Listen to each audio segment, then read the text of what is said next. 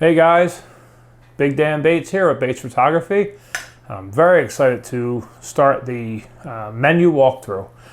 We're going to break this up into a video for each tab, so there'll be 6 videos in total. Some will be longer than others. In this first tab, the red tab, camera 1, which is going to be really mostly dealing with photography settings. We see we have 13 pages, so this one's a little more in-depth than some of the other tabs. I may combine the center 2, which is your internet settings and your playback, because there are 2 short menus. And I'll probably combine, I may combine that star on the end, because that's a very short thing we have to go into. But we'll take it as it comes. I want to try to keep these manageable so you're not stuck with an hour-and-a-half long video. This menu is much more extensive than the 6500, so we have a lot to cover. We're going to jump right in. So in the menu here for the Sony A9, we see tab 1, page 1, quality image size 1, page 1 of 13. So here we have quality, and of course, as per the normal, you have raw and JPEG, extra fine, fine, and standard. If you are shooting in JPEG, I would highly recommend extra fine. If you have a pro body and you spend the money on a pro body, I don't know why you would shoot anything but the finest picture you can take. And if you're shooting JPEG, that would be extra fine. For some reason you're shooting the other settings, I'm sure you have good reasons, and that's not for me to judge. But for today's purposes, we're just putting on extra fine. Raw and JPEG, we'll do a raw as a primary file, and I think by standard it does a fine JPEG. It may be a standard JPEG, but there's really no way to change that setting. So I'm doing the menu in JPEG only, because a lot of stuff is grayed out when you do raw, but as we get to each setting, I'll kind of let you know what's going on with it. So, raw file, you have compressed or uncompressed. Up till now, the Sony cameras have shot compressed raw. The Sony A9 has given us the option of uncompressed. I haven't personally seen a huge size difference in the 2 files. There's a size difference, but it's nothing overwhelming. So, I think the initial reports that the compressed wasn't very much compressed probably are true. I think what we're seeing here is there's a slightly larger file when you're dealing with uncompressed, and for some people, I'm going to shoot it because it's there and it's an option. For some people, it may not make a bit of difference at all. The data they have available to them in a compressed raw is probably plenty, especially if you're a pro. And again, I'm assuming you are if you're shooting the A9. You get it right in camera, so you may not necessarily need all that extra space to go in and really need that extra little bit of data. I do it because it's there, and I'm just weird like that. All right, image size. Now, because we're shooting JPEG, we have this as an option. So you have large, medium, and small. Obviously, that's 10 megabits, megapixels, however you want to phrase it. It works out to be about the same mathematically. Again, in this situation, you're shooting at extra fine. You should be shooting in large. Aspect ratio, not much selection here, and this is regardless what you're shooting in. These are your aspect ratios. Standard 3:2, which gives you your 4:6, and you have your 16:9 for like more of the widescreen kind of panorama type stuff. APS-C Super 35. This has settings on, auto, or off. What this is for, and I actually have this mapped here to a button. So I have a full frame 50mm lens on here. What you're looking at is my 6500. I'm using to film my monitor with for the menu. So if you have an E mount, or you have an E lens on an FE lens that is an APS-C lens, Right now you would be seeing around the edges pretty sharp here and a very defined circular hard edges where the light is being blocked. It's projecting a disc onto the sensor as opposed to covering the sensor. So what this setting does is, when now auto works for most lenses, it'll see it's an APS-C lens and it'll just change it. I have a Rokinon 10mm manual lens that I shoot for real estate. It does not recognize it, so I see that tube. So I've opted to turn it off or on manually. That's why I have it set to a button, my down button on the wheel. But what's great is if you're shooting full frame, this is a little pro tip here. You're shooting a full frame lens, guess what? Every lens you have is 2 lenses, because you can still, even with the full frame, turn that on. Now that 35 is a 48 or whatever it is, equivalent. So it's like you get that step up. You're shooting a 100mm lens on this, and you throw it into Super 35, you're now shooting at 150mm equivalent. So it's kind of cool. It's a little trick that I've been messing with here to use with full frame lenses to actually zoom them in. So you can leave it set to auto if you're having issues where you put a lens on it and it's not automatically adjusting. Chances are it's a manual lens or it's an adapted lens and there's no communication with the camera. You want to go in and manually change that each time. Like I said, I've assigned that to a button. Long exposure noise reduction. So if you're shooting long exposure, you can let the camera look at your image and decide what adjustments it wants to make. I am very leery of letting things make too much decisions, because they'll get it wrong probably 40% of the time and may actually make it more difficult to resolve post.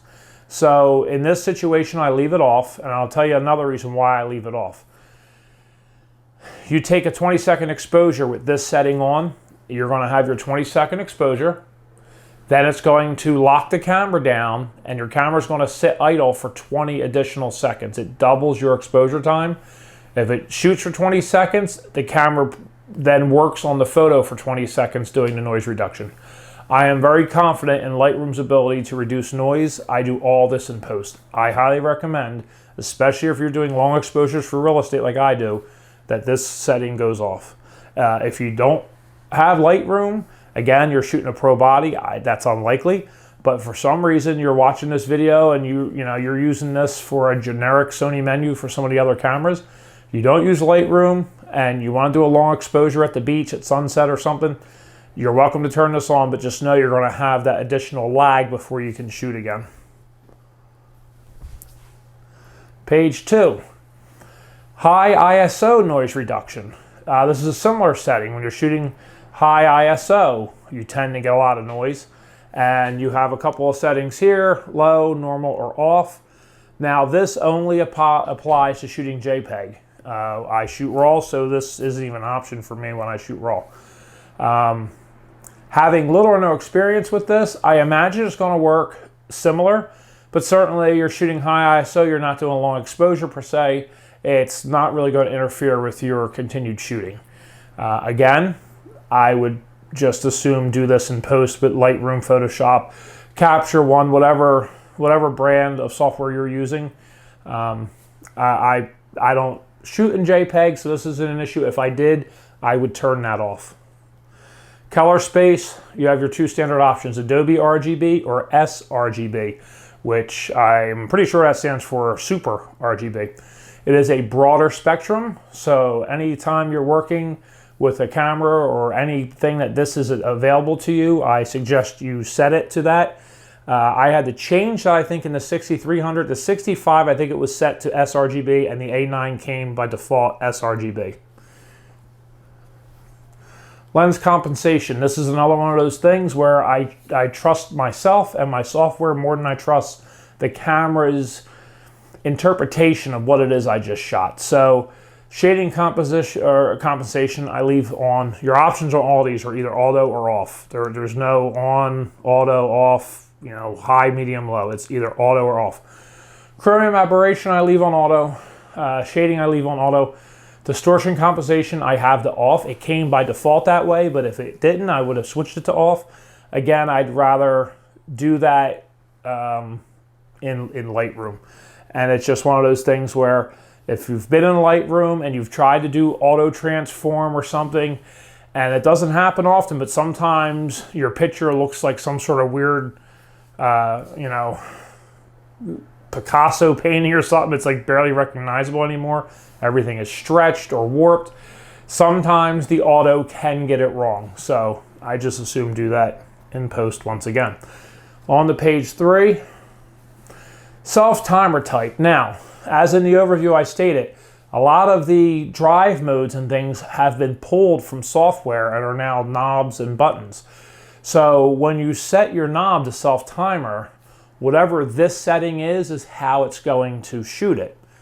So when you get in here, you have a standard self-timer of 2 seconds, 5 seconds, or 10 seconds. Or you can do the burst with 2 seconds, 5 seconds, 10 seconds, each one with an options of 3 or 5 images.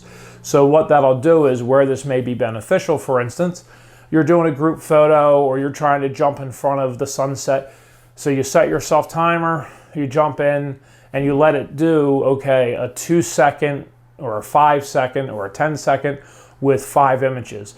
So you jump in there, it fires, bam, bam, bam, bam, bam. Chances are when you first jostle into space and you're nestling in and then trying to pull everybody tight again around you, there's going to be people who look down at their feet or blink. This is a nice feature because it'll pop off 5 in succession, and at one of those 5, everyone should be looking straight at the camera with a normal smile without blinking. So if that's an issue for you, these settings are very beneficial for that. Sometimes for real estate, if I forget my little $6 plug-in remote, I just leave this on 2 seconds. I can hit the button for the long exposure. It has 2 seconds to situate itself before it starts. Bracket settings. Same thing, when you switch your dial to bracket, it's going to be based on this. So you have your brackets, which if you're shooting a pro body, I assume by now you understand what bracketing is. This video is going to be long enough without me getting into explaining bracketing, but this has all the standard settings for bracketing. So here you have a half step exposure compensation, 5 images. So basically the image you set it for, and then it'll do 2 progressively lighter and 2 progressively darker. And that goes the same for all the different settings. You have 3, 5, or 9, and you can go from 0.3 EV all the way up to 3 EV. And then you have continual or single. The difference between those two, one, you hit the button once and it'll go through and take those 5 images or those 9 images without you doing another thing. The other, you have to hit the button for each image. I don't know why that's even an option, but that's how they have it set up. And then bracketing for white balance or DRO, which is your dynamic range optimization. That is done, it's either low, it's either low or high. They're the only options for that. So getting back, self-timer during bracket, you can turn it on to 2 seconds, 5 seconds, or 10 seconds, or have it off. And again, that's a matter of you hit that button, you have 2 seconds or 5 seconds, and then it starts engaging its bracket settings. Now the bracket settings are taking your pictures by how you have it set. So you can do a bracket with a long exposure. So that's why you'd have those options there for self-timer bracket settings. Recall is recalling any memory you have set up, and of course memory, you have some factory preset memories here. Memory 1, the preset for memory 1 is manual, 1/10 of a second, f4.0, ISO 1000. The metering on the far right there is displaying, multimeter or multi-point metering. You have your aspect ratio. You're shooting extra fine. You're doing the 24 megapixels. video at 30p 100, so it's a preset. So you can actually set the camera up how you're taking a shot. If you're always shooting in a certain environment or a certain location, or you're like, okay, this is my portrait mode, you can set this up. You can make your settings and you lock it in.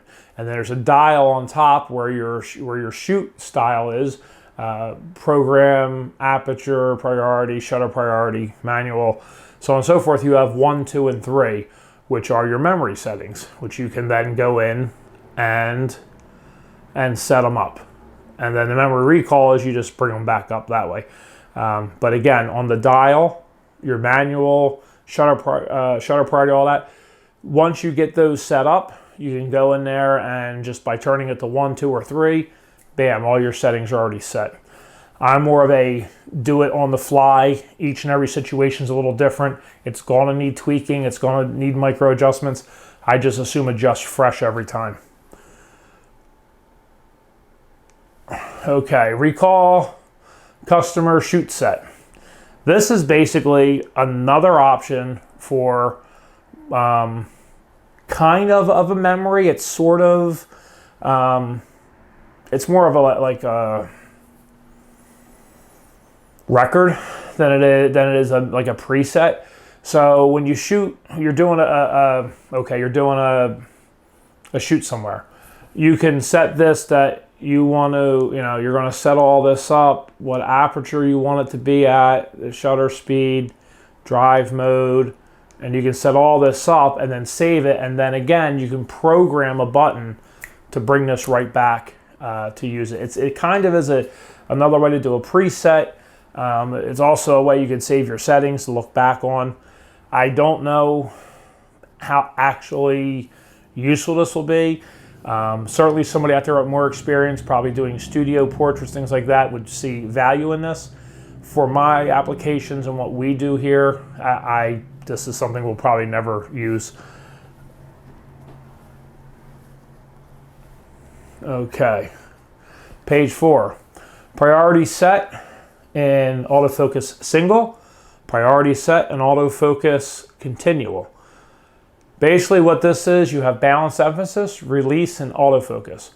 What these settings are for, if you set it to autofocus, it will not release the shutter until what it determines the subject is in focus.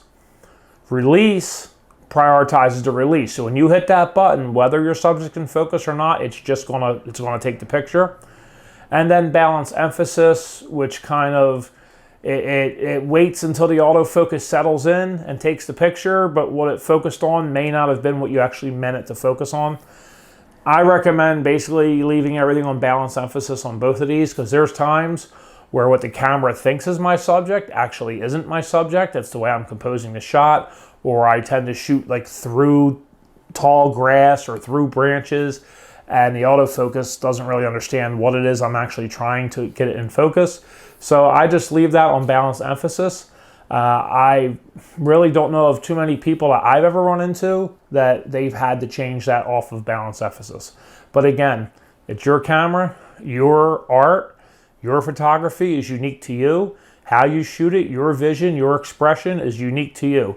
So experiment with these settings and say, you may be like, oh my gosh, this, autofocus priority is the best thing I've ever found, because it will not let me take the picture until it's in focus, and that helps me. It's all about customizing this to you. That's why these menus are so extensive. They want every single shooter to have the experience custom tailored to themselves. Focus area. We're going to start up top. Wide. Wide basically gives you, it kind of scans the whole area and says, hey, and as you see, it's actually tracking the camera I'm recording on. It's focused the whole area, sees what is standing out, and says, okay, this must be what the subject is, and will autofocus on it. Wide with autofocus continuous is one of the probably best generic settings you can use for all-purpose shooting.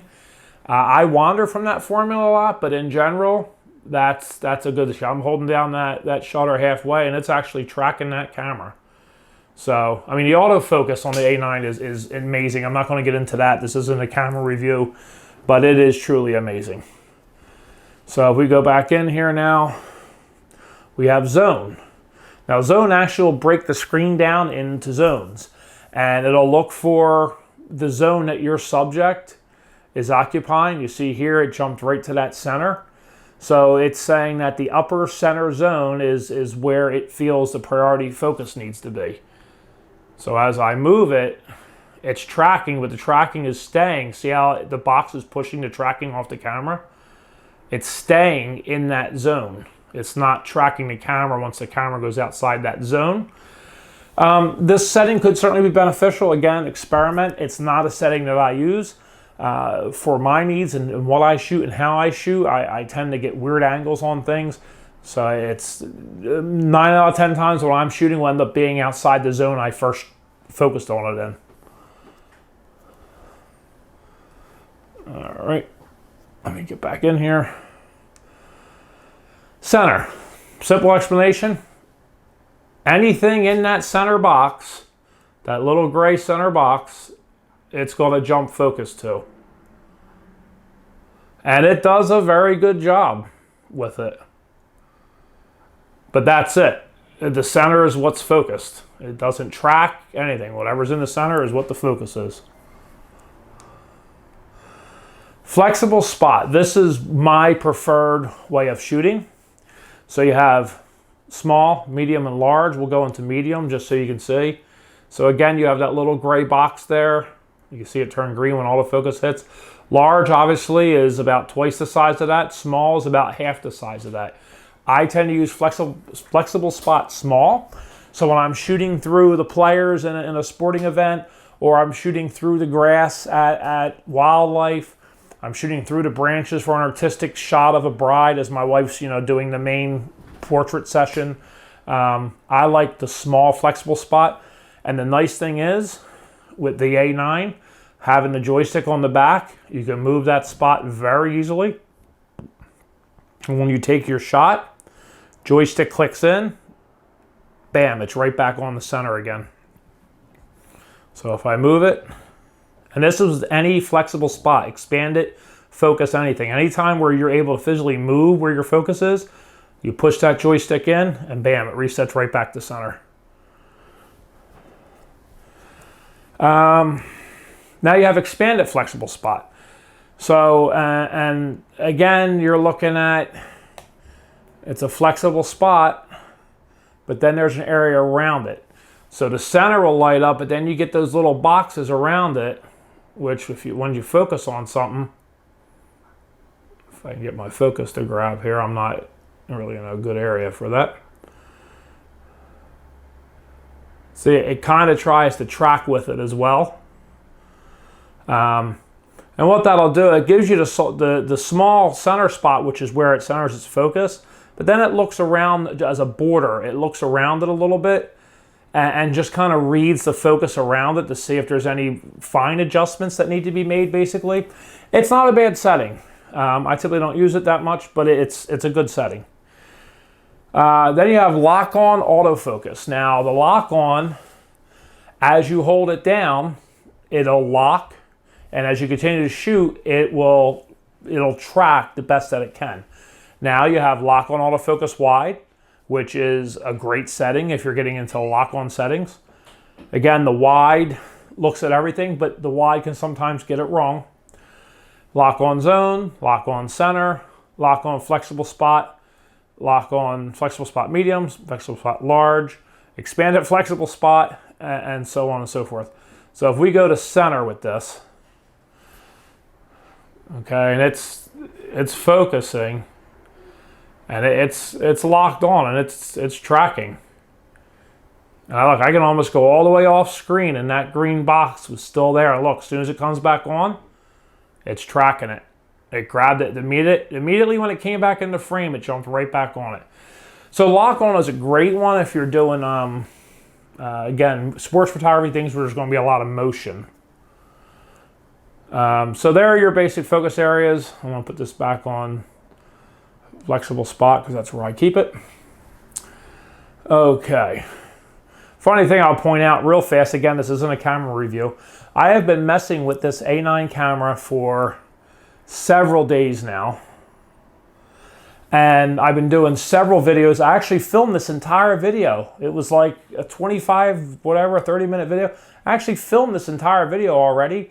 But I realized towards the end that the shot you're seeing here was literally, I was shooting just into the ball of wires behind my cable modem in my closet. I wasn't paying attention. I was too focused on the menu. But when I was demonstrating like the autofocus points, it was just looking into the ball of wires on the floor in my closet. So I redid it, and there was a lot of weird shake. I didn't have the A9 on a tripod.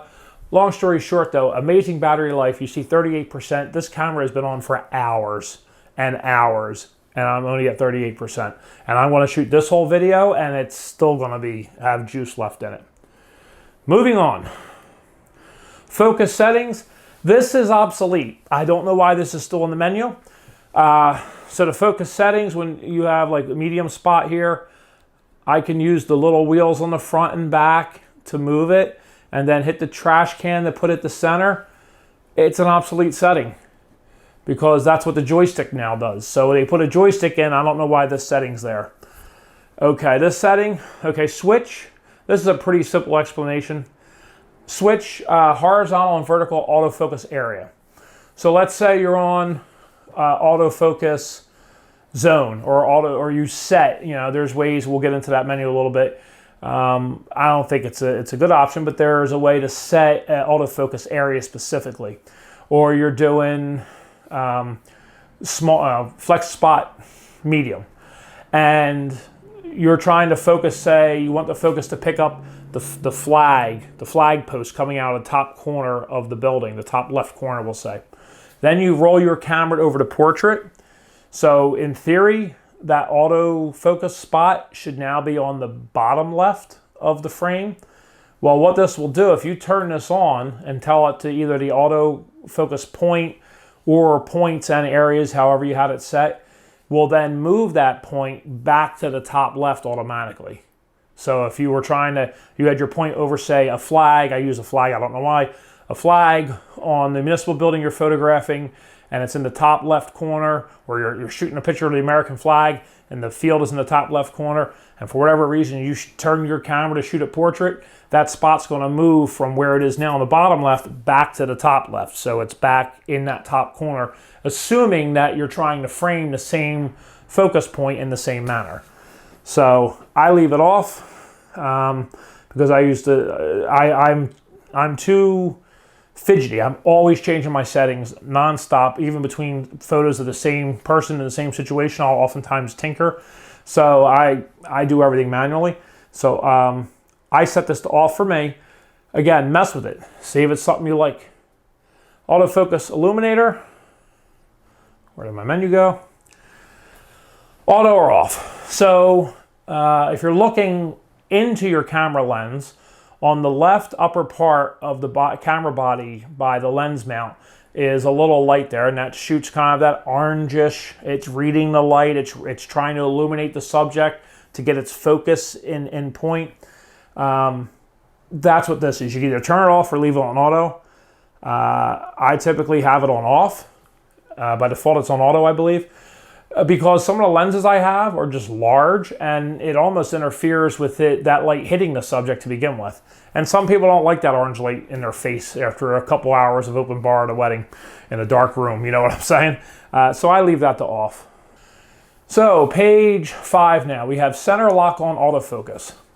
What this does, this will override any autofocus setting you already have if you enable this. This is something that might be handy to put on one of the custom buttons or on one of the unused sections of the center wheel. So if I activate this, I turn this on, it's going to give you a box in the center. So it's like center lock on autofocus, which you have as an option in your focus modes. This works a little different though. So this will always track the subject nearest to the screen center. So you would set this on. Let's do this Aquafina bottle here. Instead of the shutter release, you're pushing the center button of the wheel in the back. It sees it, and see that little block it just created? Now it's confused because it got the woodwork. Let me redo that because it got the woodwork and not the Aquafina bottle. So let me reset this and we'll try this. Okay, so it just put that lock on autofocus on it, and I'm not holding anything, I'm not doing anything, and it's just going to track that. So I can shoot it, you know, and it comes back and it's still on there. There's no real autofocus to be had. It'll do it when you do the half press, but it doesn't even need to. If you had back button focus, you could just hit the shutter and it just locks on, and it does a very good job at it. Again, there are so many focus points on this thing, it's almost ridiculous.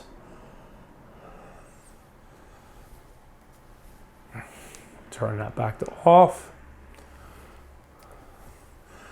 Okay, autofocus track sensitivity.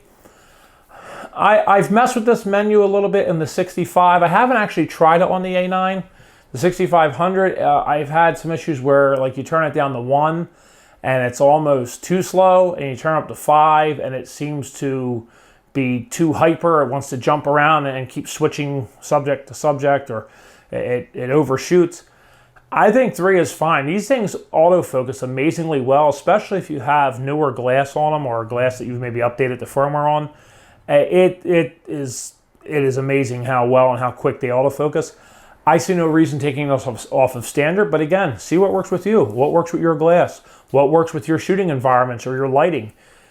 Experiment. My recommended setting, leave it on standard. Autofocus system. Some of these things you see grayed out. This is all lens dependent. There are lenses that'll have those little buttons on the side that are focus lock, but there are also autofocus triggers or eye autofocus triggers. I have the Sony 90 macro, which has that button on it, and when I hold it, it activates my eye autofocus. So these are lens dependent. If you click it, it'll say invalid with this lens. So they're irrelevant unless you have that lens. And then it's just going to give you the option of saying, use this as focus lock, use this as autofocus initiate, or use this as eye autofocus. They're basically going to be your settings. Autofocus with shutter, you have off and on. Basically, you have to press the shutter release button. It gets your autofocus in. You hit it the rest of the way, it takes the picture. So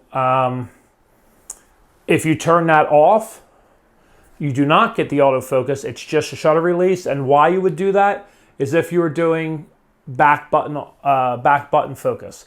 There's a ton of videos. Again, I can't get into explaining that right now.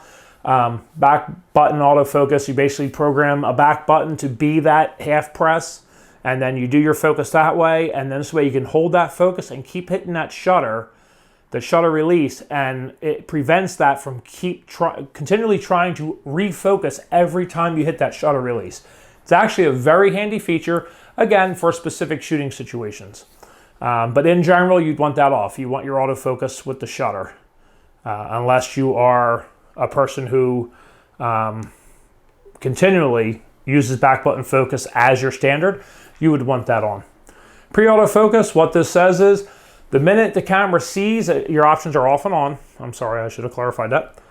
As soon as the camera sees what it interprets to be your subject, it starts focusing before you even hit that button. So you could actually turn autofocus with shutter off and turn pre-autofocus on, and then it'll just automatically try to figure out what you're shooting and get it in focus. And you can just hit the release if you wanted to. Eye auto start again, like we already said, that is specific to certain lenses. I don't fully understand this setting or why the setting's here, but basically you can actually create an autofocus area. So you can say, okay, I want to have this area as my autofocus area. I'm going to create this parameter and only autofocus to things that are in this area. I can imagine some scenarios you're stuck in an area where this is the only place you're allowed to shoot from, say at an event, and there are columns or things in the way that your camera wants to jump to, but again, that's when you use flexible spot. I don't know, but so in general, you would take like your flexible spot, all right, and say I want to put it here, and then you hold that function button in, a long function, and it registers that as the autofocus area now. So whenever you've set that up, for whatever reason you may have set it up, you can then turn it off, come down here and delete that registered area so it's not messing up your future shoots. Then there's an option here, you can turn this on, and basically once you take the shot, it automatically clears your registered area.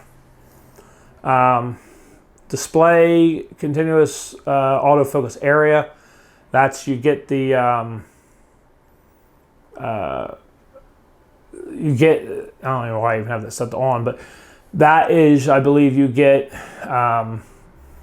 the line, you get the little box, and it just stays, it's letting you know this is the autofocus area. You can turn that off if that is distracting to your composition. Autofocus micro adjust, you can turn this on. Yeah, see, this is something, it's lens dependent. So we're going to turn that back off. Okay, page 7. We're getting through it now. Exposure compensation, again, you click that. Unavailable at current ISO setting, valid only when ISO set to auto. So basically, here you can do exposure compensation. There is the wheel on the camera, like I said, that will do it in those modes. So if I put my ISO, I don't even know, I had it that high because it's kind of dark in here. So if I go ISO auto, you see my exposure down bottom there adjusting. With this wheel, I can actually adjust my exposure, but only when you're in ISO auto. I guess you need that in ISO auto because when you're in auto, as you adjust your other parameters, your f-stop or your shutter speed, you are now in a situation where it'll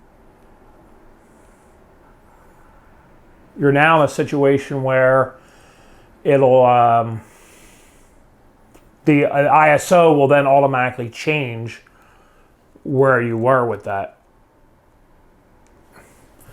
So yeah, so that's only for when you're in ISO auto. You can do it in the menu or the top right wheel, which is what I was doing just now to demonstrate it. Top right wheel does that. Reset compensation, if you have it on, you can either have this maintain it or reset it. You can also just reset it by putting it back to where it was. ISO, this is just in menu, gives you the option to change it. That's also mapped to the right side of the wheel on the back of the screen. And it's also, I believe, in the function menu. ISO auto, yeah, manual exposure, you can't get into that. So if you're shooting auto, program ed, things like that, you can go in here and you can tell it this is the least amount I want you to go to. It's setting up a parameter. Meeting mode, multi, center, spot standard, entire screen average, or highlight. Standard setting for this is multi. Again, if you're really into like artistic lighting and whatever, you would know what you need for that. In general, as a standard photography purpose, whether it be street photography, portraits, weddings, whatever, multi is where you want. And then what assists you is this, the spot metering is always the center. You can switch it to the focus point, but more than likely your focus point is going to be in the center anyway, at least to start out with. So that's, it'll actually take a reading right where the center is on your subject, and then it can average that out against the multi, which is all around the sensor, and better judge where your exposure needs to be, or better give you a reading of how to adjust your exposure, whether it be shutter speed, ISO, or aperture. Exposure step. Now you can do 0.5 or 0.3. 0.3 is, I believe, set by default, and that is what you want because you can make smaller adjustments with 0.3. 0.5 is a half a step. So it's 1, 1.5, 2. 0.3, you have 1, 1.3, 1.72. So you have more options. You have in-betweens that you can get more precise with what you're doing. AEL with shutter. So you have on, off, or auto. That's auto exposure level, I guess. I know there's a button on the back to do that. So just like with your autofocus, shutter half press activates this. One of the things that I learned through my research is if you're trying to get that high, like 20 frames a second, 15 frames a second shooting sports, you want this on auto or off because it will lengthen the amount of time before that shutter will release in the event that you're trying to get that real boom, boom, boom, boom, boom. Every time, every autofocus and every auto exposure process takes that much longer. So if you're trying to shoot those 20 frames a second, you need to turn this off or put it to auto and test your luck with that. Again, auto gets it wrong sometimes. Exposure to standard adjust. This is almost like kind of resetting it. So you're at 0, but if you're like, every time my multi gets it wrong by a half stop or a third of a stop or a whole stop, lighter or darker, you can say, okay, whatever that multi's saying, let me get a half stop darker than what the multi's saying it is, because the multi is always giving me a half a stop brighter than I need. You can come in here and make those adjustments. That's really advanced stuff. And that's something that very few people would ever probably have to do. Flash modes, page 9. Fill flash. Fill flash is fill flash. It basically now, there is no onboard flash on this because it is a Pro model. But fill flash is going to give you fill flash. It's going to give you light. It's your responsibility where you're putting it, the angle you're putting it, and all that goes. This is just a standard flash setting. Fill flash is your standard flash. Now, if you're doing studio lighting and using PC cords and all that stuff, you'll understand the slow and the rear sync. Really, I don't think relevant to everyday photography. And wireless, there are only specific systems that I have seen or I've experienced that work with wireless as far as direct wireless goes. So what I have found best, especially working with the Go Docks, the Flashpoint R2 systems, whether you're doing a strobe or a monolight or a speed light, the transmitters and the receivers are built into those flashes in those units, is fill flash. Fill flash is what works. When you set it to wireless, it does not work. There are specific, I guess, Sony flashes that you can buy that the wireless will work for. But in general, you want it on fill flash for anything that's going into that multi-shoe as a trigger or as a flash. Flash compensation. If every time you take a picture with your flash, you're like, I got my exposure nailed, live view says it's perfect, but every time it comes out a little hot, you can go in here and say, okay, whenever I use my flash, bring it down 0.7 or 1 or 1.7. Darker or brighter. It's a compensation. No different than exposure compensation. It's a flash compensation. Typically, in the master classes that I've taken, a lot of people suggest keeping that at like -7 or -1 because it's easier, as I've said in my real estate photo or real estate video, it's easier and more successful to bring up an exposure than it is to bring down an exposure. If you blow out the highlights, that's unrecoverable data. It'll always be bright white no matter what settings you give it in Lightroom. Well, unless you clone and all that other stuff. But in general, you blow it out from overexposure, that data is lost and you can never get it back. So a lot of people suggest running that -0.7, -1. Exposure compensation, this is looking at when your camera looks, at what you're shooting, is it basing its exposure compensation on ambient or ambient and its assumed flash? Obviously, if you're using flash, you want this on ambient and flash. So when I put my Flashpoint thing on top of my hot shoe there, the live view automatically changes. It sees that that's on there. It sees that I am running it at, 1/2 power, and it automatically throws that compensation in there, so my live view shows me where my exposure is actually going to be. That's what's great. Another thing about these cameras, I noticed some other manufacturers have kind of a live view, but the electronic viewfinder and all with the live view is just, you get it right before you ever have to click that button. There's no 2 or 3 shots to get your exposure down. Red eye reduction, the option there is on or off. Unless you're using a flash that you're going to put on your hot shoe and you're going to flop it down and point it straight into their face, you will never need red eye reduction. Typically on camera you're bouncing it, and off camera you're coming out at an angle, you're never getting red eye. If you are having a problem with red eye, certainly you can turn this on simply by going in here and turning it on. Problem with red eye reduction is you get that pre-flash, and a lot of people think the picture is done and they blink or they start to turn their face, and then the real flash happens. White balance. Right now, because of this room is very yellow and I got tan walls and I got a lot of incandescent lighting in here, I actually have it set to incandescent. This is something that's also in your function menu. It's just easy access for your white balance. So if we start up top, auto white balance, it's actually doing not a too bad job for what this room actually looks like. That's pretty accurate.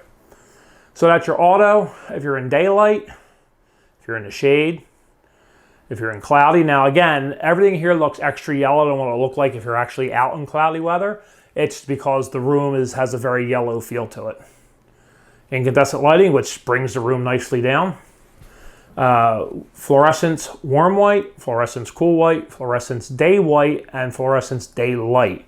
So basically you're starting at like 3,000 going to 4,000, or 2,700, you're going to 3,000, you're going to 4,500, you're going to 5,000, and then 5,500 Kelvin, getting to that real bluish light.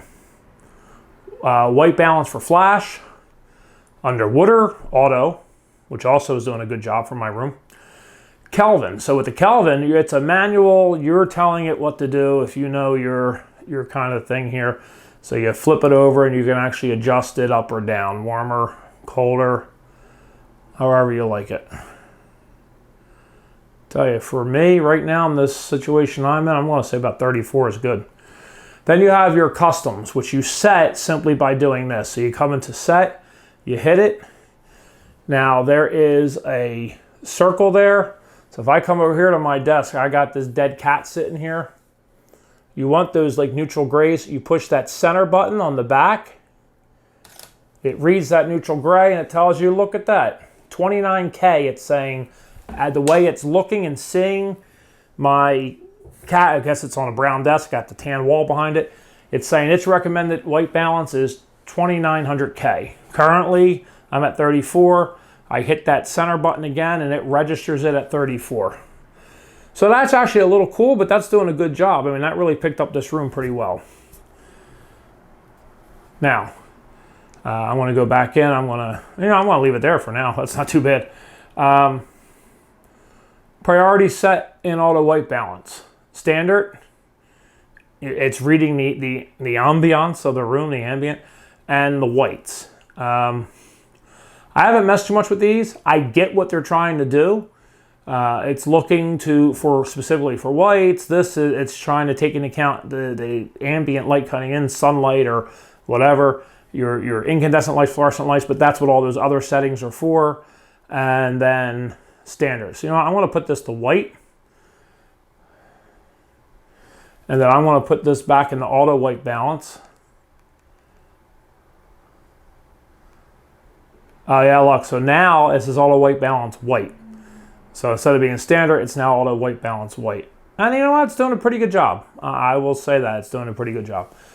So again, customize it to your uses, your shooting environments, your studios, your regions you live in. It's all going to affect your white balance. I want to, for right now, put that back to standard.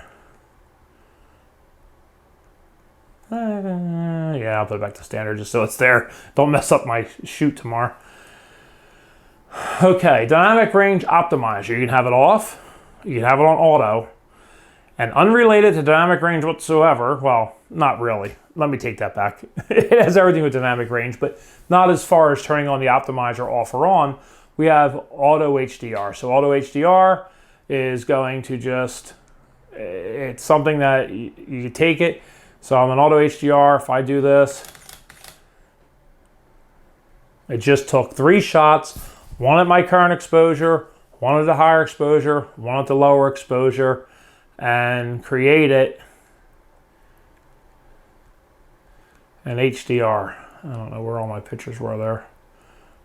1, 2, 3. Yeah, okay, so it took that one and created that one. If you're shooting HDR, I don't know that auto HDR is the way to go. You're better off doing a bracket, bringing it into Lightroom and creating an HDR that way. I don't shoot a lot of HDR. I would like to. I think there's a great potential for HDR photography. Sunsets, sky shots, night shots, even in the real estate I'm doing. But a lot of times, if you're not careful, I don't know if it's the glass or what, you're not setting your brackets correctly, they can look very almost chromish and cartoony. So creative styles, just quickly go through here. You can set your camera up in like a preset, like a filter. So you can do vivid. Let me come down here on this bottle. Maybe I can get a better, idea of how these things are altering it. So standard, vivid, neutral, clear, deep, light, port, landscape, sunset, night, autumn, black and white, sepia, and back to standard. Picture effect. This is more like the kind of hokey app portion of the software. I actually like it. There's times I have used it for fun. So toy, you get the center light, you get the darkening around the edges, the colors are a little bright. Pop, basically like a color pop. Posterization, color, black and white. Retro, it's kind of washed out. Soft high key. Now here you have your partial color. So I just switched it to blue so the Aquafina lit up. I don't think I have anything green or necessarily red. I got my cord here on this one microphone. So that'll only let in, it'll only filter those items, those colors. Rich black and white. We're going to turn that back to off. Okay. On to page 11. Let me check my battery over here on the camera I'm recording on. This 4K just burns up batteries on this A6500. We're still pretty good. Focus magnifier.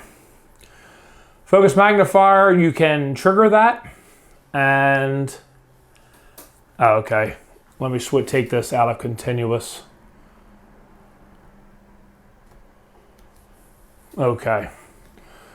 So you can actually program this to a button as well. It's pretty handy. So focus magnifier, if I activate it, it just zoomed in.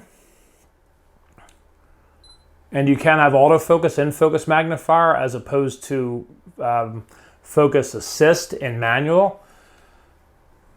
If I hit the button, it even goes in further. And again, I can autofocus with it. Hit the button, goes in a little further, and I can autofocus with it. Hit the button, and it comes out. Really cool feature, especially for detail shooting, things like that. If you're shooting, things are kind of far away, but you want to make sure that you have the bride under this massive tree, and you're way back, and you're taking pictures. You want to zoom in and make sure that at least your bride is in focus. So you can program that to one of your custom buttons or any of the buttons. It's actually a good feature to have. Focus magnify time. You can actually set this that when you hit it, after 2 seconds it goes off, 5 or no limit. I like no limit because I like to be able to look at it and study it. Initial autofocus, you can have it start at 1 or jump all the way into 4. Autofocus in focus magnification on so that you can still use your autofocus. Manual focus assist. Now this does the same thing. Now, let me switch my focus mode to manual. Okay, so I'm manual focus and I have manual focus assist. This is going to do something very similar. Now, if I have focus magnifier programmed to a button, I can just enable it. But when I'm in manual focus and I turn my focus ring, it's just going to zoom in for me. It's going to zoom in and give me the option to see where I am in my manual focus. And when it's not pumping out through HDMI, I have peaking enabled.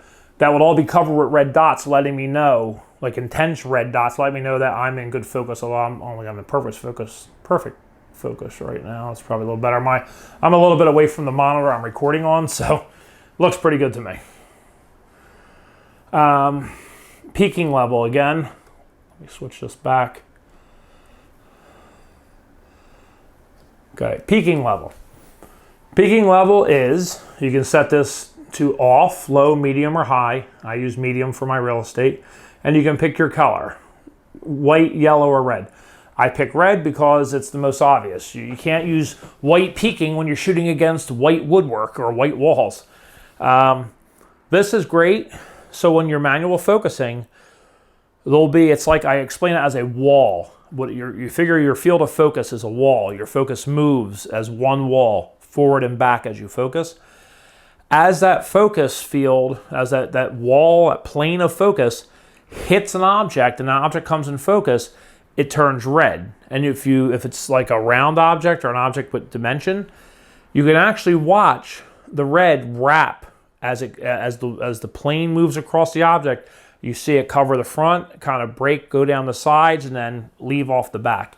It's really, really handy if you're shooting legacy glass or adapted glass with what I call a dumb adapter. It's just, it physically links up the two connectors, but there's no pins to communicate.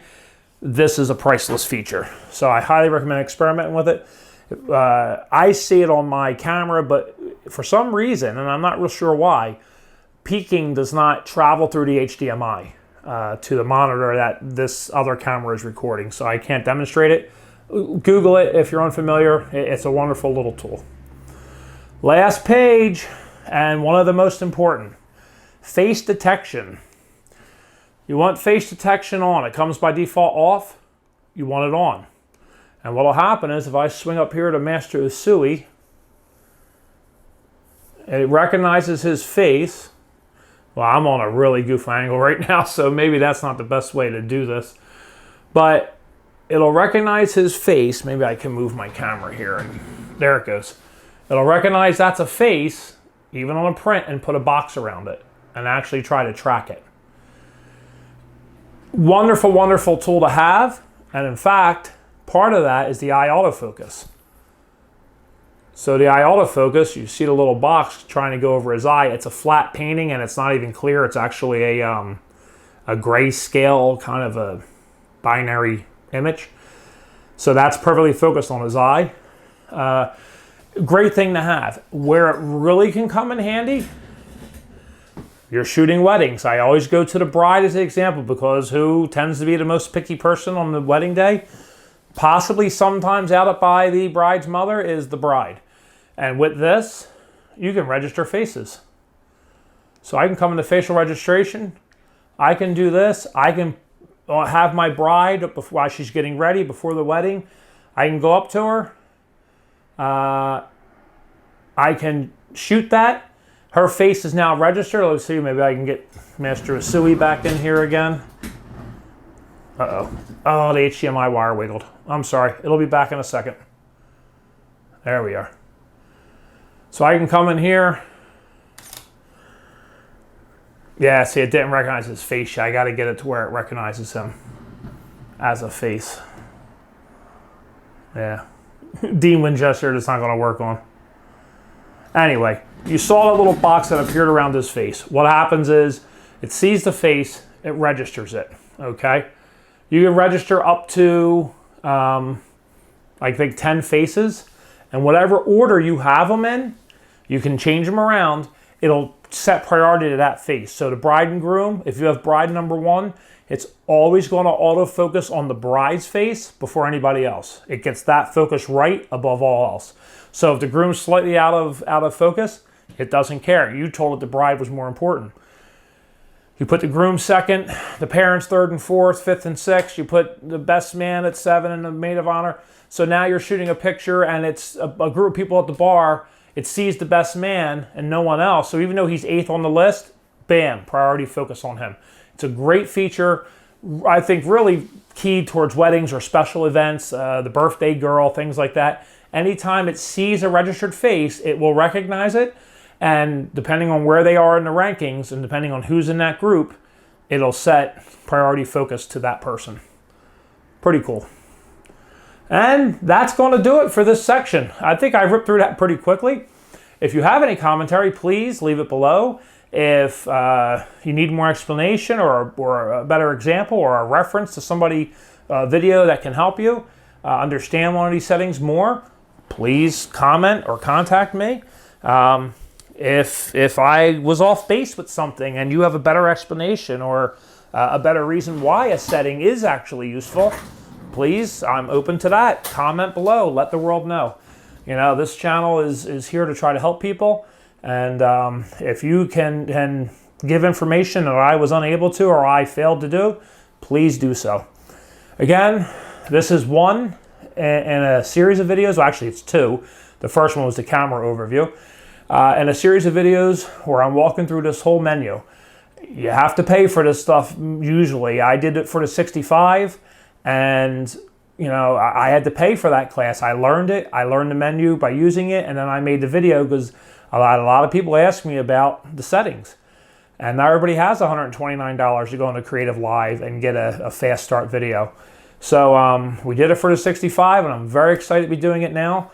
If you want to see all the videos, please make sure you subscribe. You can turn on notifications if you want. You don't have to. If you like our Facebook page, facebook.com/batesphoto.net, I'll be posting the link there every time a video is released if you want to like that page as opposed to get notifications here. Well, if this video helped you at all or you enjoyed watching it, please give us a thumbs up. Share it if you know anybody else who would benefit from it. Send them the link.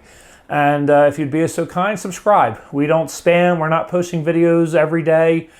We try to post stuff when we feel we have quality content. My wife's doing an interview series right now. I actually have some interviews coming up with some Sony artisans. She's doing like more YouTube photographers. And, you know, we're trying to get some great content going here. We're still small beans, but we're building fast. So thank you for joining me. And I will be back very soon with part 2, which will be, as I move over one, these, it says movies. Half of this menu of the 9, half of these have nothing to do with movies. It's more camera settings, so I don't know why they're in the movie section, but preview of where we're going next. You guys have a great day. Thank you for joining us.